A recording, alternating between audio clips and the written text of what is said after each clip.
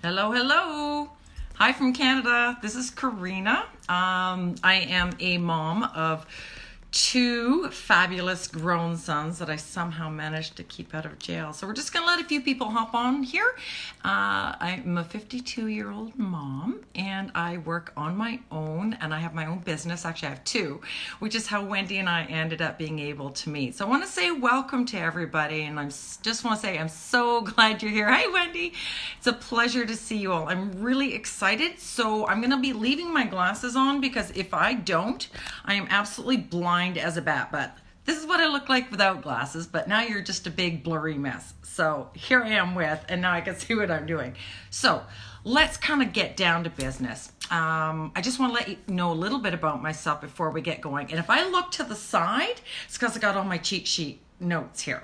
All right. And we're just going to roll with this because you know what? We're regular people.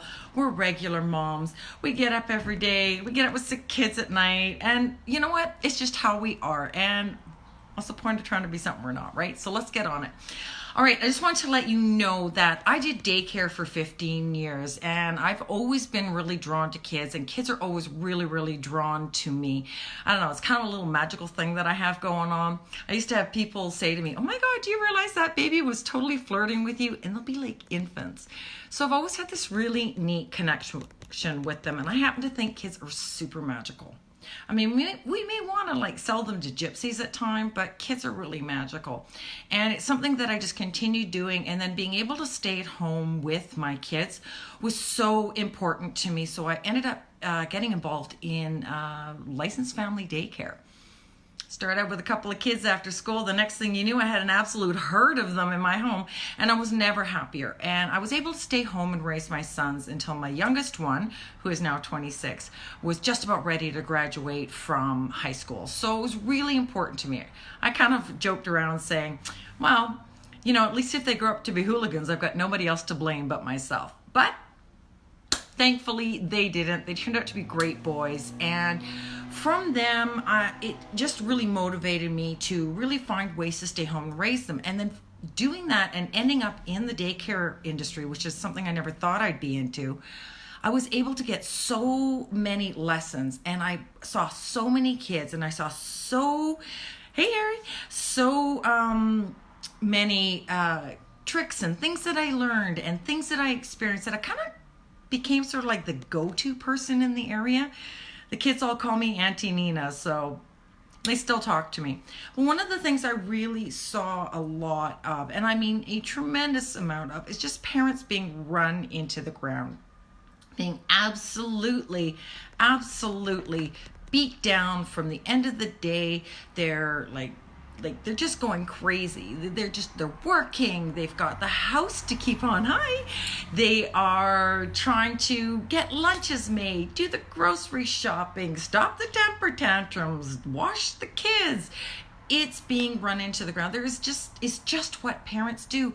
And it's really, really hard nowadays. And I find that the more we are connected on the internet, the more isolated that our parents are feeling. So it's really important that we actually really spend the time to attend things like this to find out that we're not alone, okay? And that we all get gassed out. We all get just run down, beat down, and absolutely wrung dry as a parent. And honestly, unfortunately, sadly, it's very, very normal. Hello to everyone. If I actually stop and say hi to every single person, we're going to spend the time saying hi. So I'm going to do one great big hi to everybody. So make sure you guys talk to each other. Feel free to ask questions and interject any thoughts or opinions that you might have.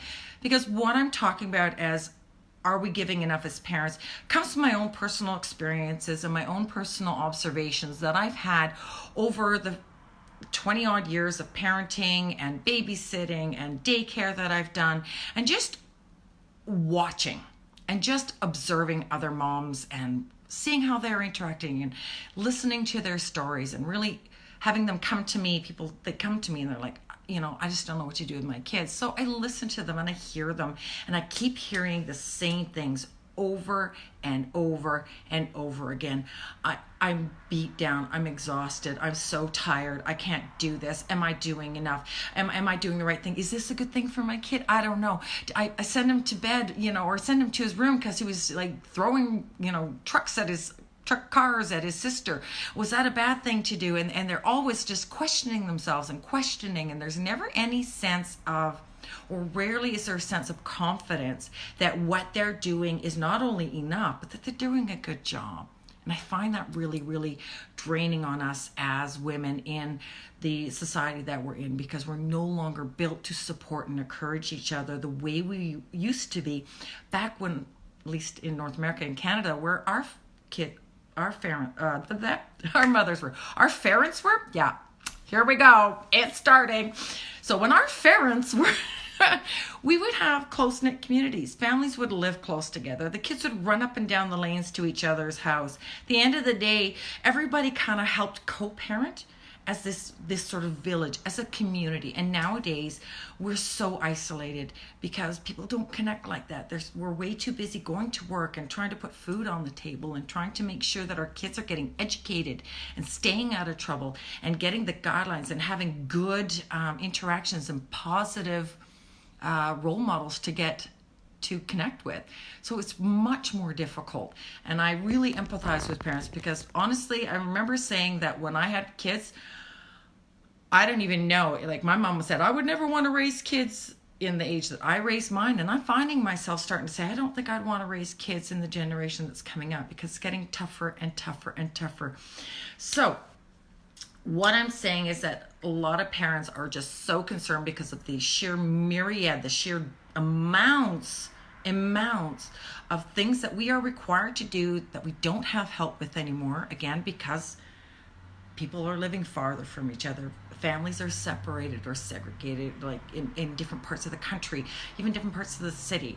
And that they are just finding they're not present enough. They're not feeling like they're engaged enough because they are so busy doing things like like I said earlier, making their lunches, getting them to sports, getting their homework done. Let's talk about keeping the house tidy or getting the groceries. There's so much that parents are completely overwhelmed and they're all going, what am I doing? What am I doing? Am I doing this right? Am I doing this okay? I don't know what I'm doing.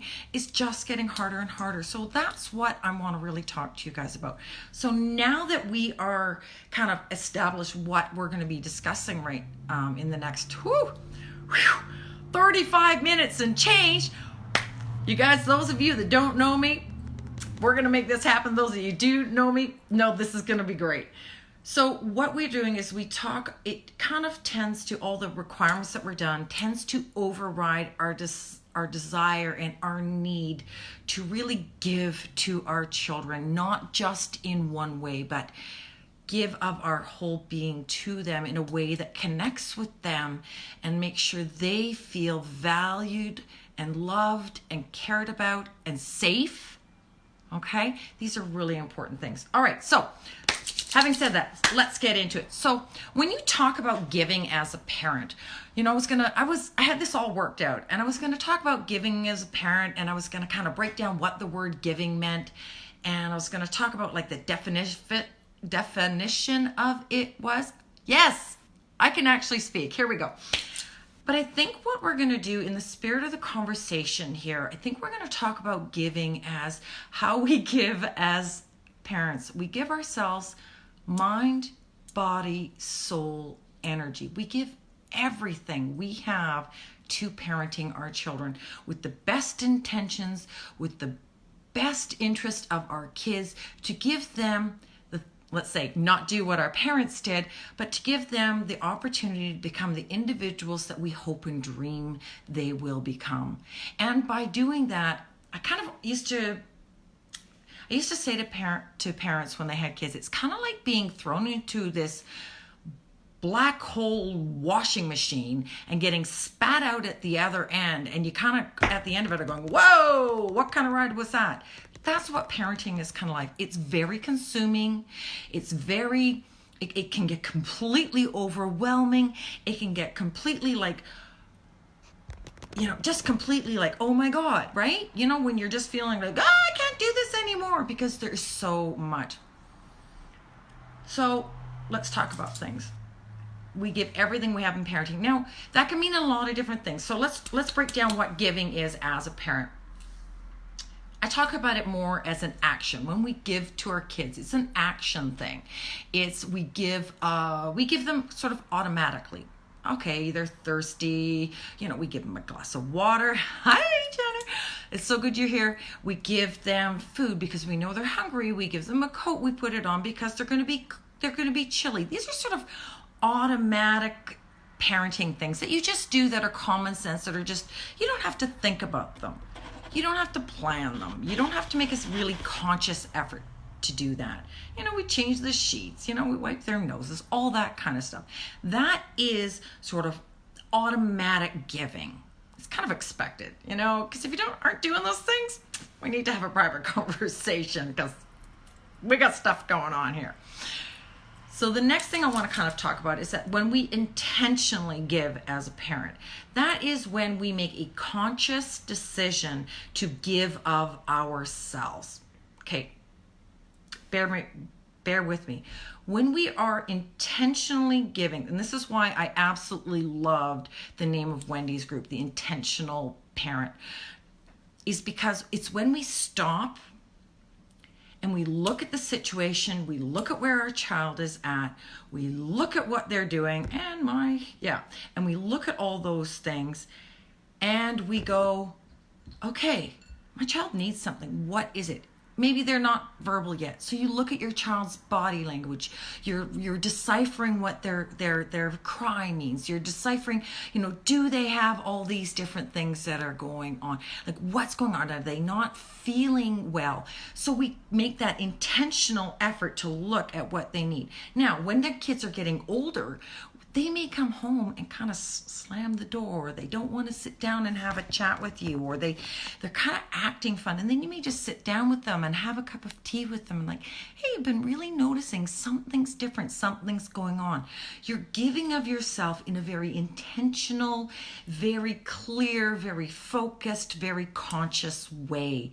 These are really important times because when we have automatic parenting, that provides the base for our child to feel safe and secure and know that they're going to be cared for. When we give intentionally, it shows that we're being aware of our child. We're recognizing what they need. We're recognizing, maybe we don't know what they need, but we're recognizing that something's off. So we're going to stop. Could mean even that we just recognize they need just a little one-on-one time. That maybe they just need that little bit of a cuddle where even your 10-year-old needs a cuddle. Trust me. My 11-year-old niece, she always comes up and she says, Auntie Nina, she goes, I need a knuffel. And a knuffel in Dutch is a cuddle. Sometimes I just kind of grab her and then she just leans on me. That's me intentionally making a decision to give her something that I feel she might need. So when we're doing that, keep that. You do become more clear and focused. It does make you more in tune with your kids. And it does help you to understand them and read them because kids aren't always going to say what they need, right? Hello, who's been there? Give me a little nod here.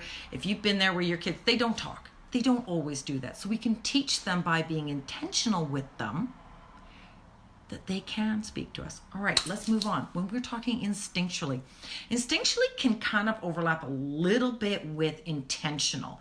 When we are parenting instinctually, it could be walking by and giving them a head rub. It could be like just, and you wrap their arm around them. Or it could mean, you're just doing something that just meets their need where you just feel that. You're giving of that heart, of that soul, of that connection to your child where you really just know they need it on a heart, soul-felt level.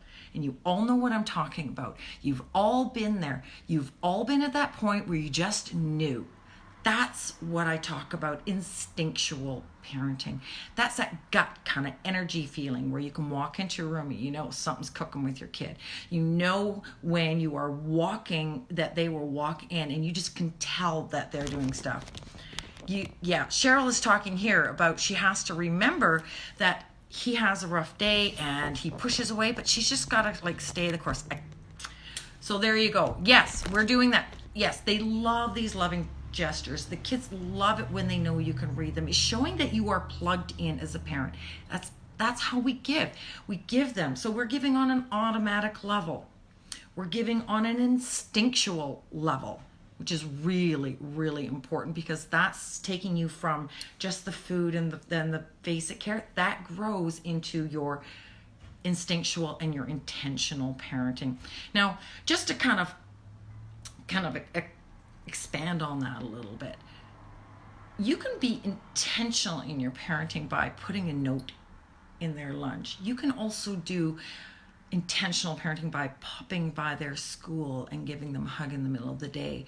You can do intentional parenting and instinctual by bringing them a little snack when they're doing their homework, by inviting their friends to stay for a dinner so that they could feel broader and more connected. You're giving, again, this platform, this space that you and your child can feel safe, and they can grow to become that person that we really want them to be, that we need them to be, because Lord knows we do not need to get those phone calls in the middle of the night where our children have run amok. And part of the way we prevent a lot of that is by being plugged in, by being instinctual, by doing the automatic, the instinctual, and the intentional. Okay, these are really important things, and I'm not telling you that these are always going to be easy, and I'm certainly not telling you oh yeah, I used to put notes to my kids' lunch all the time, just a little sticky note, or I'd put a napkin in and I'd write on it in pencil so that the whole class couldn't see. They loved it. They would come home, Mom, that's the best. So you can do little things that make your child know that you're there, that you're giving to them. I think what I'm finding is that as I'm talking to you, because I'm also thinking as I go along here, I'm kind of like thinking aloud. It's how I run. That when we're giving, it's also a little bit by the seat of our pants, because that's just how parenting is. You can't read it in there. You can't read a book about it. You can be given ideas, but you can't just know how to do it. So be graceful to yourself. Be kind to yourself. That it's a learning thing. Keep your brain open, because when you're open to other things and other ways and other ideas, you're going to be able to give more. You're going to be able to connect more. You're going to be able to create a better relationship with your child. Okay? All right. Woo! We're getting through this. You guys are great. I really appreciate all your questions and all your comments. So if there's ideas or things that you're coming up with while I'm doing this, drop it on here so that you can come back later and remind yourself what's going on. Because if you're anything like me, sometimes when you get into something, it goes in one ear, you go, yeah, and it falls out the other ear. It just happens. Trust me. It's okay. Not to worry. So here we go. So I talked about how we were being sucked into that black hole washing machine vortex of parenting. And I say that a little bit of tongue in cheek, but I also say that with a great deal of seriousness, stopping by to give, wow, it is fantastic, I'll tell you. And you usually end up with a pile of other children coming around. Recognize that, and if you watch, you'll see other ones kind of look, and you'd be surprised how many will come up for a hug in the middle of the day. Just give them a little side hug. It's good for them. Note dropping in the lunchbox. Yeah, it's fantastic. Okay, so here we go. So going back to that whole black hole kind of washing machine thing where you kind of get spewed out at the other end going, whoa, what a ride. What happened and where did the time go? While we're doing that, we are constantly learning. We are going to be times we are giving so much that we feel like we are a husk of an individual. I don't know about you guys. Well, no, I do. I can say this pretty confidently. I know there are days where you just feel like you haven't got one drop more, one more ounce of patience, one more ounce of, like, if you touch me, I'm going to lose my mind. That if you need one more thing, there's nothing left. And then there's going to be days where you are this endless well of giving for your kids and being able to be totally there and totally like connected, and you are like the rock star of parenting. There are days like that. Embrace them.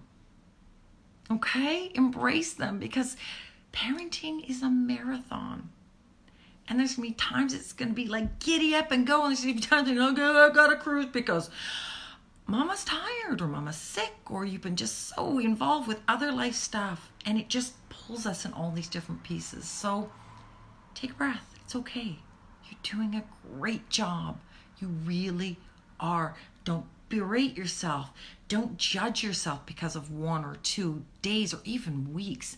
It happens.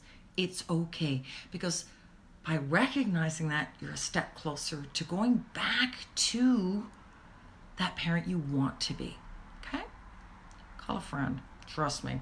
You know that they have on some of those TV shows, would you like to use your lifeline to call a friend? Yeah, use that. You get as many as you want. Honest. Get as many as you want. Trust me, you need that. All right. Okay, we can. So let's talk a little bit about the other way of things. Can we give too much to our children and hinder their growth, experience, and life lessons? Can we hinder them to become the competent, capable adults that we know they can be? Anyone here want to be parenting their kids in their 30s? Not me. So, what do you do? What do you do? I learned this from an amazing person, and he goes, let life learn them. Okay. This has to do with giving. It really does. We can overgive to our kids just as much as people can undergive, okay? But we're talking about the average parent here that are doing their best, that they're aware, they're wanting to do more. But you can give too much to your kids. How do you let them grow and go? That is exactly it, Cheryl. What we have to do is not protect them, not wrap them in bubble wrap. Now, I'm going to say I am a big proponent of kids need to fall down, scuff their knees, bump their elbows. They need to fail. They need to fail. Now, listen to this. I want my children to fail. You know why? Because in letting them fail, when they are in the safety and security of their home and their family, they will learn what not to do. They will learn that it's okay to not get it right. They will learn that they're not always going to get the blue ribbon. They need to learn that they might have to work at it, that maybe that's not the right way to do, but part of it worked, but I need to look at it different. And we're talking about overprotection here. We're talking about allowing children the natural course of life. We're not talking life-threatening here. We're talking failing a spelling test. We're talking forgetting their lunch at home. We're talking things of that ilk. And when we teach our children it's okay to fail, we're teaching them that life isn't always going to be fair. It isn't always going to be kind. It isn't always going to be generous. It isn't always going to give you a do-over. Sometimes you fail and that's it.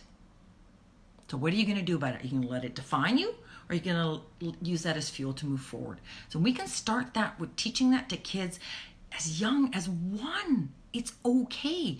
When your kid is learning to do up their zipper and they're stamping their feet and they're freaking out and their brains are turning off and they're losing their snizzle, you can look at them and say, hey, calm your beans.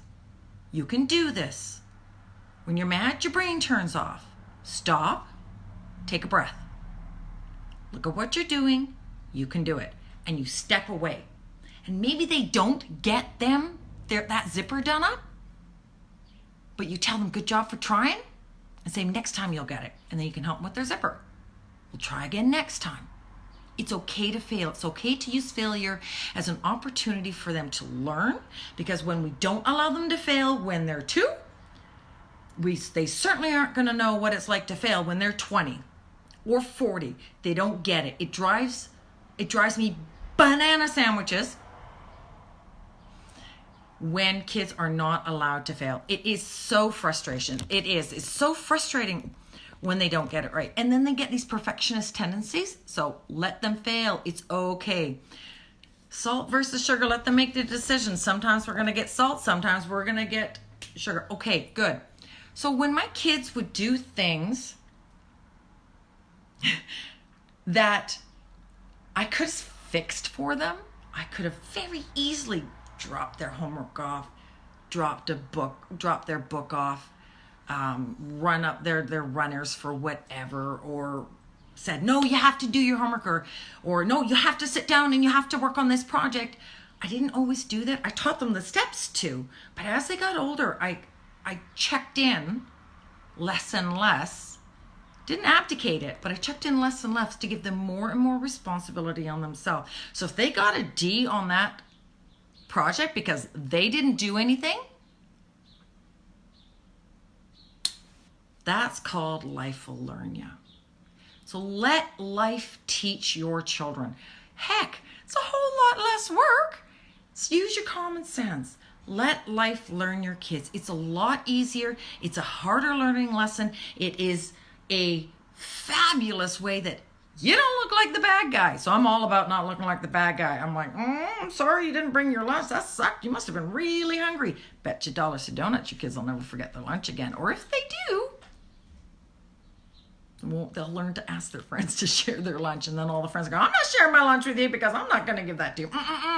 So that's the kind of thing that'll happen. They'll learn through their errors. They'll learn through their mistakes. They'll learn through falling down. It's so important. So I'm encouraging you to do that too. It's easy.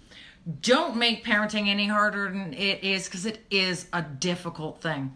All right, we are halfway through. You guys into this? You guys digging this? Because I am so enjoying being here, and I'm excited that you guys are really getting something from this.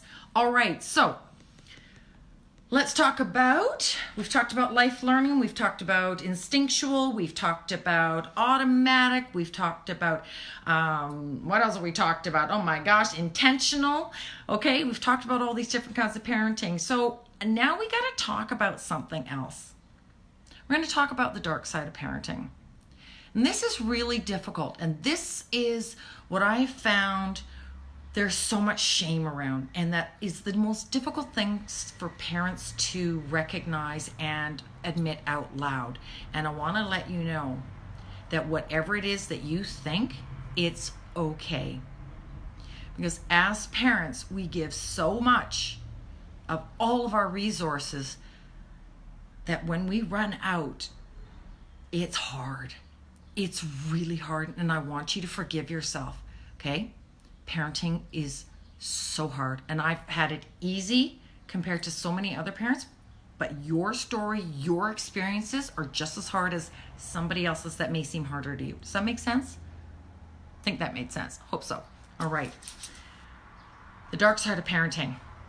When you are up night after night after night with your sick kid, or you have done everything, or they are just never satisfied, or you're going through this tough time with your kid where they are challenging you, they are tantruming, they are slamming doors at you, there's arguments, and there's just this side of your parent where you just are so depleted and so run out that you might actually feel like you resent your kids. And maybe you do at that moment. And you know what? That's okay. Okay? It's okay to have those feelings, because you are a person. You have only so many resources. There was times I was furious at my kids. I didn't like them one little bit. As a matter of fact, I had actually at times thought, I wish I'd never had them. This does not make you a bad parent, okay? Be very clear. When you don't like your kids, or you can't stand them, or you resent them, or you are just like done, you are not a bad parent. You are tired. You have given so much. You just haven't done anything to fill that back up. So take a breath. You're gonna be okay. These are normal feelings for parents that do their best, that give their best to their kids. It happens. You're not awful. You're not horrible. It's not that you should never have had kids. Just at that moment,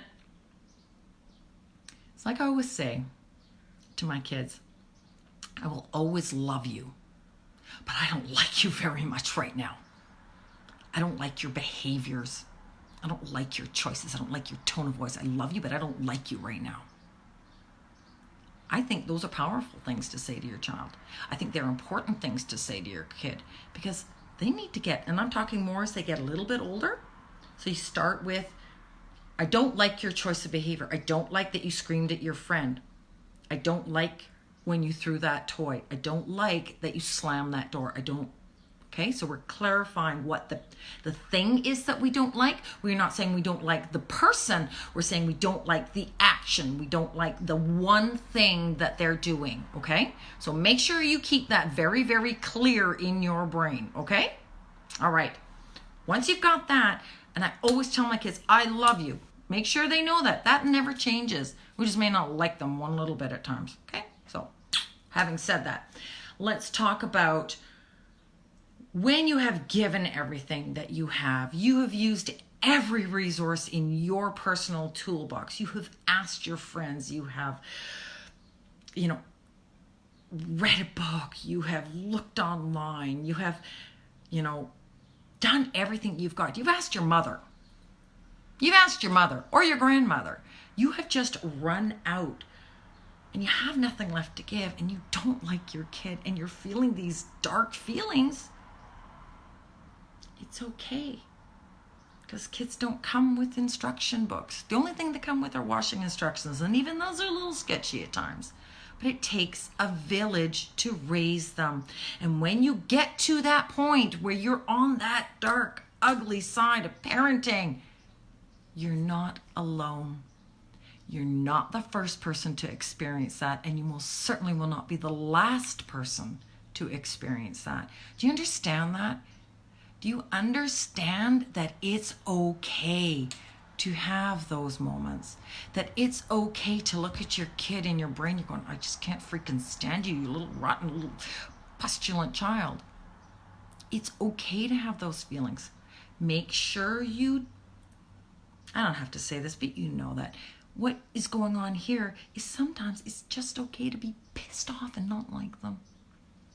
It's okay. We don't like everybody. Some days they're little brats and other days they're like little angels. Okay? So we roll with it. Just like some days they're going to come up to you and they're just going to look at you and they go, oh, mommy, oh, daddy, I love you so much. And other days they're going to go, you're a poo-poo head. It just is. They don't love you any less. So just roll with it. Be loving to yourself. Recognize that when you're at that point, that's a huge warning bell for you that we need to start getting you to start filling up that resource. It's kind of like when you're parenting, that there's lots of times we're depositing into that parenting bucket. And we'll dole it out to our kids, the things that they need and the odd, challenging day here and there. But most of the time it gets filled back up because life's running pretty good. So we got this nice full bucket that's, let's say a glass of water. Let's say it's kind of running up in here. But now that kid's giving you some challenges, don't ask where I come up with these analogies. It's just off the top of my head. But then that starts getting lower and lower and lower. And we keep sipping it. And there's less, but we're not filling it back up. This is where dark side of parenting, as I'm seeming to name it, is coming from. When we're not filling it back up. Okay? So let's talk a little bit about that. How do we fill that back up? I mean, we work. We've got kids. We've got house. We've got 15,000 things to do a day and only 24 hours in it.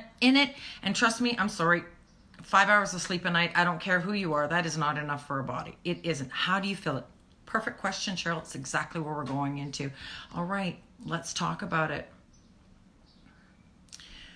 I want to give you some actionable ways, some things you can actually do to fill your cup. I love that you guys are asking this. Oh my gosh, you guys, I got goosebumps. This is so awesome.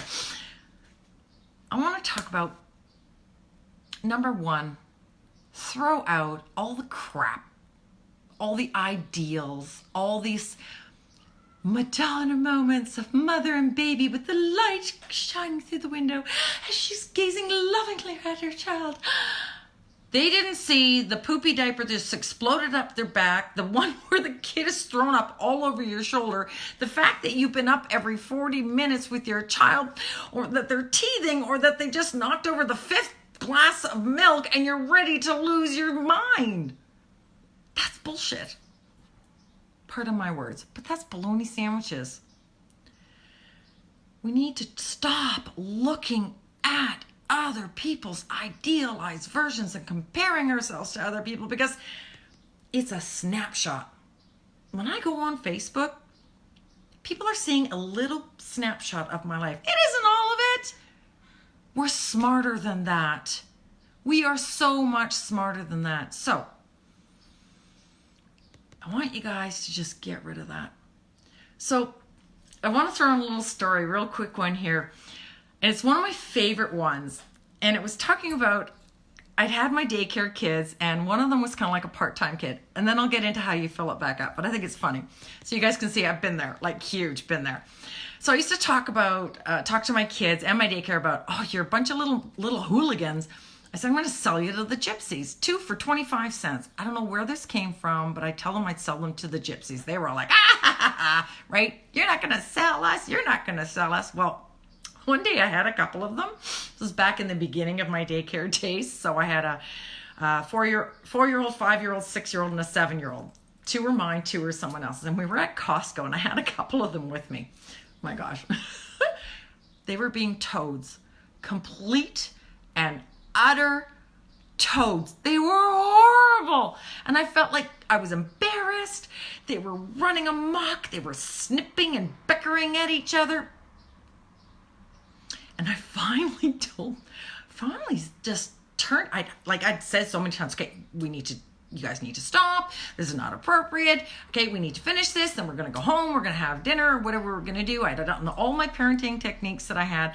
And then I finally turned to them and says, I swear I'm going to sell you guys to the gypsy. And then I turned to my side, and there was a couple standing there like this. I said, you guys want to buy them? I'll pay you 25 cents for the 2 of them. You can have them. And they went, oh, no. And they walked on. And I looked them dead in the eye of the kids, and I said, see, can't even pay to get rid of you. That was my story. Needless to say, they were much better behaved at the end of it. And we went on, and we had a good day. But that's still my favorite story. That's like a 20-year-old story, and I've told it forever and ever because I think it's funny. So what does that tell you? Fill your cup up by being humorous. Laugh. That's a great way to start. Takes your mad and turns it into a little bit of glad. Helps break that brain train of this negative thought or this frustration and anger. If you can chuck a little humor into it. Laugh at yourself. Because really, have you ever seen yourself when you're really mad? You look kind of silly. Honest. My kids took a picture of me when I was mad. Yeah, I kept kind of bug-eyed and red-faced, and I look really silly. All right. So when Wendy had asked me to do this, I had just read an article by Diana Spalding, and she's wrote for Motherly Magazine, and I put this in my group, and it talked about basically parenting burnout.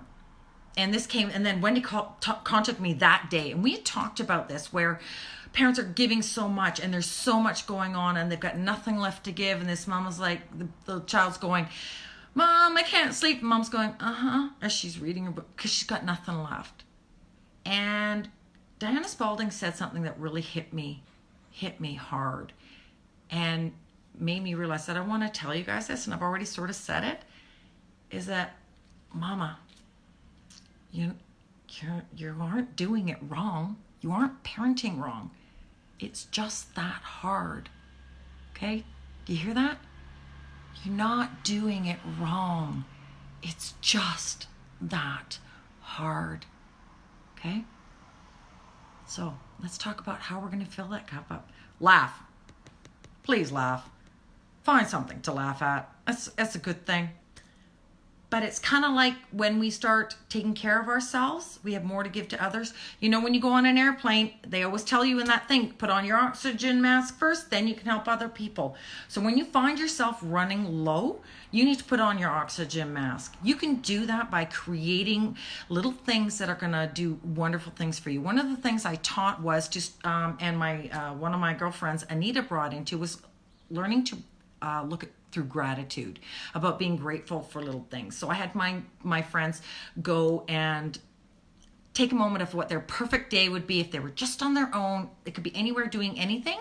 And then I had them think about where they were, how it felt, how it smelt, how it sounded, all that good stuff. And then I had them look in their brain and go, now I want you to take a moment, 30 seconds. Just stop for a second and create that in your mind. How can you bring that into your everyday? For me, it was standing outside and listening to the bird and hearing the wind in the trees. That for me brought me to a peaceful space.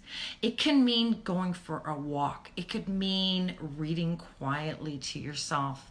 I know that can be difficult, but you can set parameters for your kids. Mom's putting on the timer, and if they're really small, it might only be 5 minutes. And you let them see it. When that timer is done, we can do this. But if you bug mommy before that timer goes off, you're going timeout. And we will not be doing this. So mommy needs 5 minutes so mommy can feel better. So mommy can be a better mommy for you because mommy needs a timeout. I used to say that to my daycare kids. They loved it. And they would just leave me alone. Because timeout meant we left that person alone. We gave them a chance to regroup. We gave them a chance to think of yourself. So give yourself a timeout. It's okay. It could mean something as silly as having a shower and putting your makeup on and putting on a pretty top. Like today, I put on my earrings and I put on my favorite lipstick because it makes me feel good. Oh, my girlfriend's here. And it can mean, here's the big one. The biggest gift you can give yourselves is sleep. When my kids were really small, my husband didn't come home until about 1 o'clock in the morning. And it was so hard because my kids would be up at 6, 7 in the morning. And I was a crappy mom. I didn't have my best to give them. So I decided the best gift I was going to give them and myself was to go to bed at a decent hour. So I started doing that. Yeah, mom timeout should be like a law or something. So mommy timeout. Boy, and there's been time I've gotten mad. And I'm like, I need a timeout. And I will literally slam my door on purpose to kind of really emphasize it. They won't touch you. They won't come near you. Ooh, mama, And it's a really good way. It allows you a break. And sleep. Oh my God. You must gift yourself. Do you hear that? Gift yourself sleep. Your resources will be higher. Your immune system will be higher. Your brain will function better. You'll have more energy. You'll be able to be a better parent because you're not so run down. Mommy-vacation, mom-vacation. I love that. That's fantastic. So here's another one. My girlfriend Cheryl will understand this. Grilled cheese, crusts, and wine. That means eating well. That doesn't mean the little leftovers that's what on your kids' plates or the crust of your kids' sandwiches because they don't like that. Personally, in my thing, that's where all the flavor is. My kids got told you eat it. We're not discussing that. So eat well. Eat well. Because you're filling your body, you're filling your soul, you're filling yourself with strength, you're fueling your body because, like I keep saying, it's a marathon. No, Nikki, you need to sleep. It is important that you find a way, get people to help your kids sleep. Learn how to treat yourself to sleep. You do a bath time routine with your kids. You do a bedtime routine. They brush their teeth. They get their jammies on. They've had their bath. Do a similar thing for yourself. No screens. No screens. Turn this thingy off. You don't need it. Be kind to yourself. Breathe. Okay? Do a little meditation. That can be really hard. There's lots of guided ones on the internet you can use. They're fantastic. You do so much better when you sleep, when you eat well. So no more crusts, no more picking what's left over. You have a meal. And if you sit down with your kids and you have the meal with them,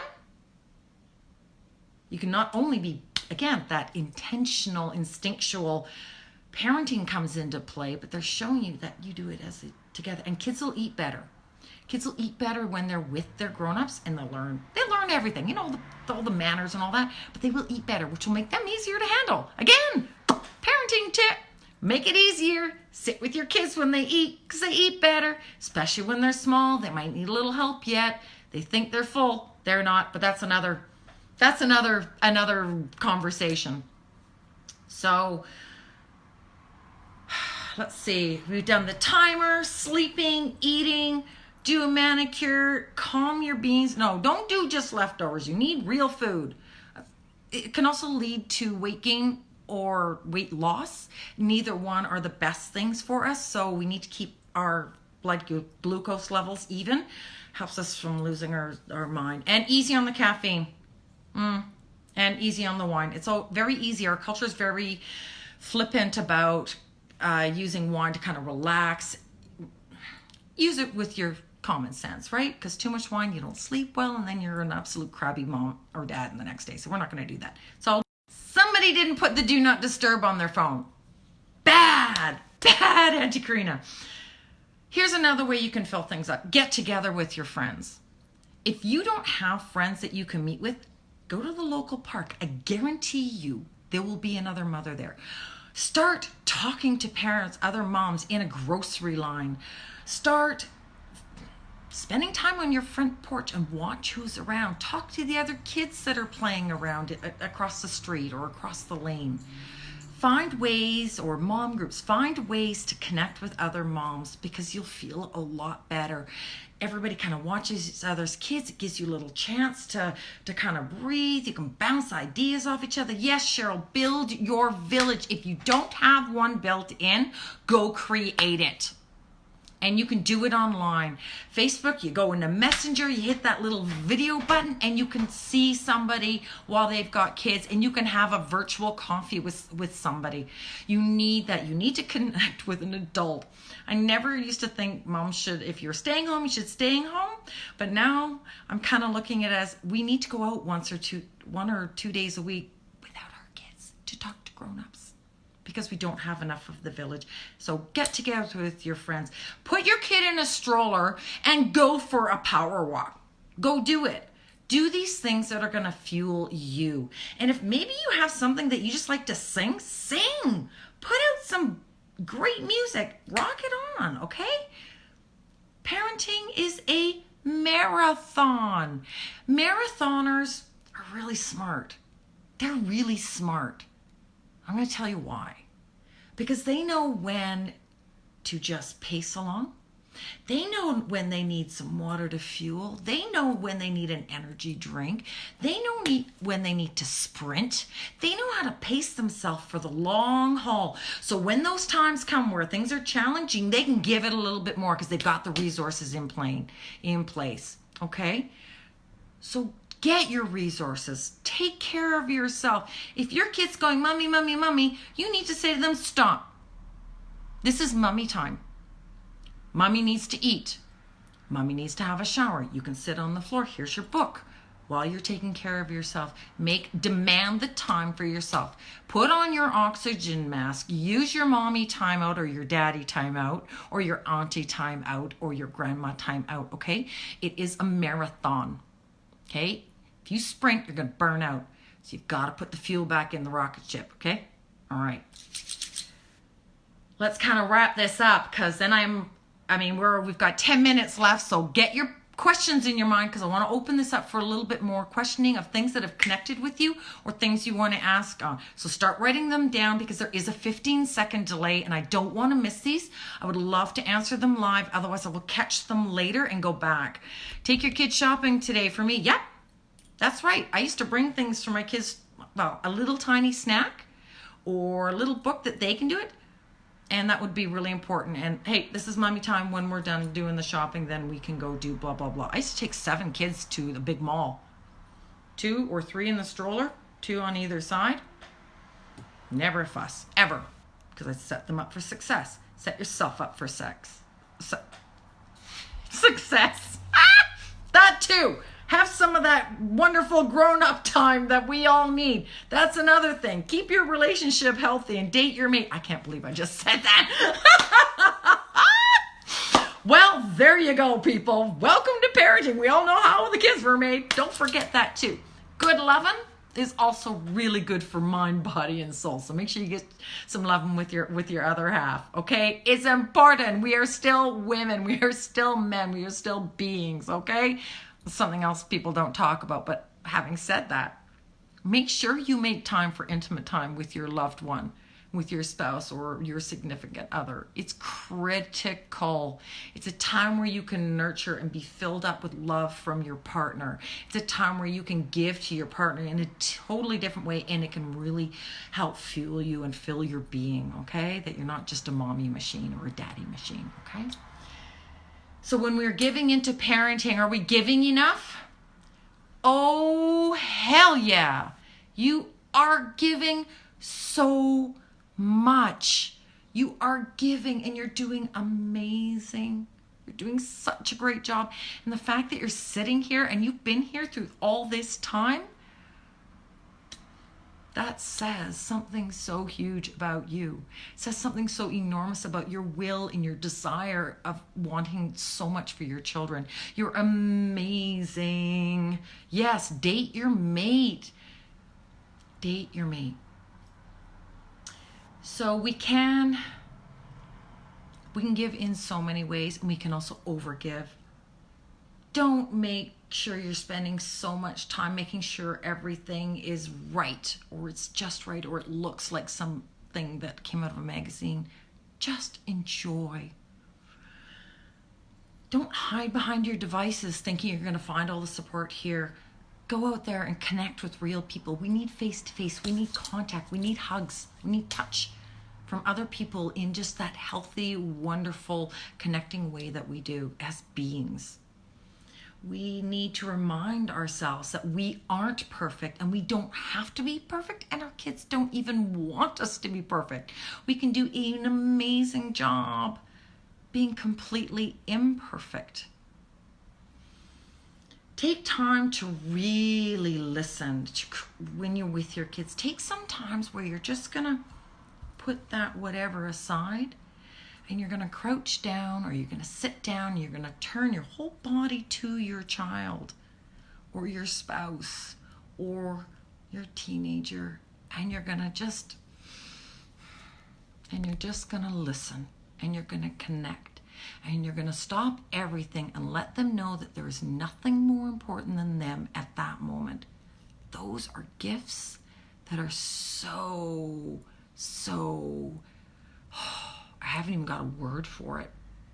All I know is my kids have many times said to me, Mom, when you stopped and you just really listened to me and talked with me, I'm getting a little misty here.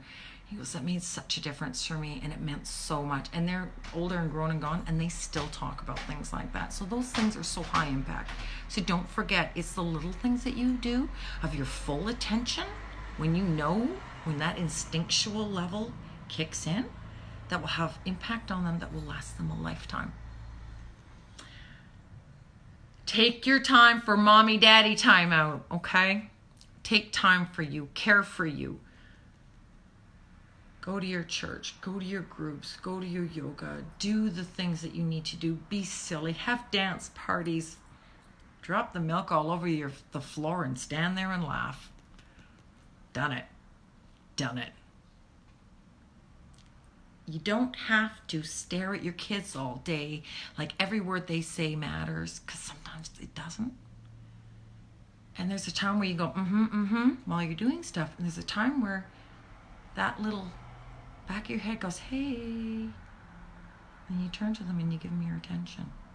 Don't overgive. Let them fail. Let them learn from that failure. Let them learn that your time is valuable. Let them learn that their time is valuable. Let them learn that love is a give and take. That love is not just anything goes. That you love them. You may not like them. And that's okay too. And that gives them a place to grow. It gives them a place to develop. When we let them fall flat on their face, it's okay. I used to tell the daycare kids, that doesn't look like a safe choice. If you make an unsafe choice and you fall, you don't get to cry. If you make an unsafe choice and you get hurt, you don't get to cry. Every single time as a licensed family daycare and the licensing officer was there to check, they go, oh. I'd say, Claire, that doesn't look like a very safe choice. And they go, I'm okay, Auntie Nina. If you make an unsafe choice, and then she'd chime in, I don't get to cry. Sure as shoot, she'd fall. And she'd get up and she'd look at me. I'm not crying. And she'd wedge in her toy a little bit better because she liked to talk to the neighbor daughter. But she didn't do it again because she fell, she learned, she made a choice. You alerted her to it and she made the choice. So alert your kids, let them make the choice. And when they fall and they get back up, you're right there. Or dust them off and let them go. So there you guys go. You give. It's hard. It's a marathon. You're amazing for doing this. The fact that we allow our children to survive to adulthood, I swear, that should come with like a lottery winning or something sometimes. It really is.